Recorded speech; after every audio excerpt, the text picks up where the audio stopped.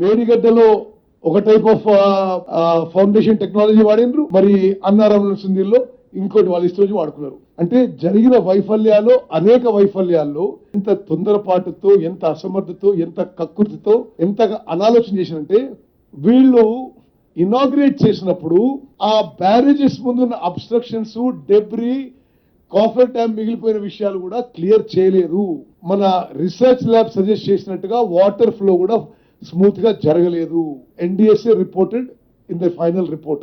కూలిపోయే project కట్టిన వాళ్ళు వీళ్ళు మళ్ళీ నోరు తెరిచి మాట్లాడితే దాన్ని ఏమనాలో మీరే డిసైడ్ చేయండి. వాళ్ళ హయాంలో 1,81,000 కోట్లు ఇరిగేషన్ మీద ఖర్చు పెట్టి మన అందరినీ అప్పుల్లో ముంచి వృధా చేయడం జరిగింది. మేడిగడ్డ ప్రాజెక్టే గుండెకాయని వాళ్ళే అన్నారు. మేడిగడ్డ కూలిపోయింది కదా. ఉత్తమ్ కుమార్ రెడ్డి గారు ఎన్డీఎస్ఏ రిపోర్ట్ను అడ్డం పెట్టుకొని తన గదే పాత చింతకాయ పచ్చడిలాగా రాజకీయ ప్రసంగాన్నే కొనసాగించారు. ఇవాళ ఎన్డీఎస్ఏ రిపోర్ట్లో ఎక్కడ కూడా మేడిగడ్డ నిర్మాణంలో అవినీతి జరిగిందనే ప్రస్తావనే రాలేదు. కానీ ఉత్తమ్ కుమార్ రెడ్డి గారు మాత్రం లేనిది ఉన్నట్టు ఎన్డీఎస్ఏ రిపోర్ట్లో ఏదో మొత్తం అవినీతి జరిగిందని ఎన్డీఎస్ఏ రిపోర్ట్ ఇచ్చినట్టు భ్రమలు కల్పించేటువంటి ప్రయత్నం చేశారు.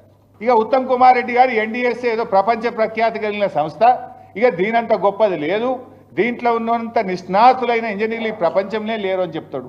మరి ఆ ఎన్డీఎస్ఏ కట్టిన పోలవరం కుప్పగూలిపోయింది, 5 ఏళ్ళైనా అక్కడికి ఎందుకు పోలేదు? ఇది ఎందుకు నేను చెప్పాల్సి వస్తుందంటే ఎన్డీఎస్ఏ ఎన్డీఏ జేబు సంస్థగా మారింది. ఈ దేశంలో ఈడీ, సిబిఐలను ఎట్లా వాడుతున్నారో ఎన్డీఎస్ఏను కూడా అదే పద్ధతిలో వాడుతున్నారనడానికి ఇది ఒక నిదర్శనము.